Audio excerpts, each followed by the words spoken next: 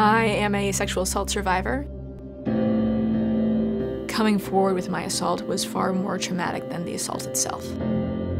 I felt out of control, I felt doubted, I didn't feel believed, and I always worried in the back of my mind, is this somebody who's just going to keep doing it?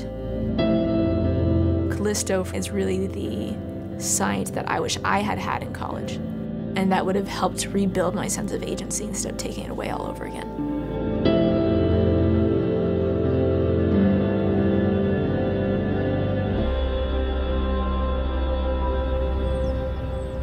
On college campuses, 1 in 5 women, 1 in 13 men, and 1 in 4 students of other genders will be sexually assaulted by the time that they graduate. Those who commit sexual violence often do it with impunity.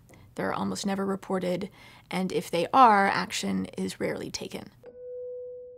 I told this administrator I was violently raped, and she looks at me and she's like, "Rape is like a football game, Annie. And if you look back on the game, what would you do differently in that situation?"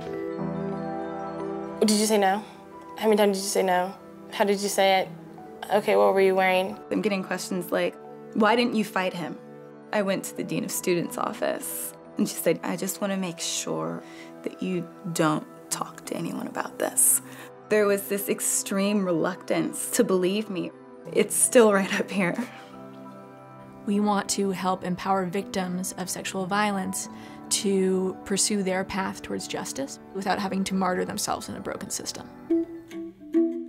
The universities very much discourage them from going to the police. And that's because if it goes to the police, then it's more likely to end up kind of as a public record. Colleges have been mandated for a long time to report the crimes that occur on campus to the federal government. But it is in the interest of the college to actually suppress all knowledge that that rape has happened. Past efforts to solve this issue have focused a lot on the needs of the institutions, but not on the victims. And we're really starting with the victims. We're saying, what is the information that victims need to make the choice that's right for them, and how can we empower them to do so? It's how can you use your story and make it matter and make it less likely to happen again. So we've created an online sexual assault reporting system designed to really meet victims where they're at, and the ability to do one of 3 things related to reporting their assault. 1, they can just save what happened to them timestamped. It doesn't have to go anywhere if they don't want it to. 2, they can report electronically to authorities to start an investigation in their own time, in their own way. Or 3, they can decide to just save what happened to them for now, but come forward if somebody else names the same assailant. Lowering that barrier to entry and increasing the information that victims have about their options makes it far more likely that not only will they pursue the option that's best for them, but they will also pursue the option that's best for society as a whole. Right now, because of the Me Too movement, we want to expand. No, whatever we wear, wherever we go. We want to serve not just college students, but say, how can we serve every victim of sexual misconduct and sexual assault in this country?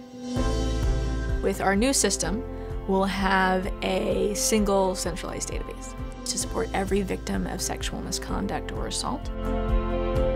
There is a hunger on the part of victims to come forward in a safe way. There is an incentive on the part of institutions to change the way that they've been operating in the past. And we have this moment that we can decide to just let be a flash in the pan internet meme, or we can decide to change into a moment of sustained change and transformation in our society.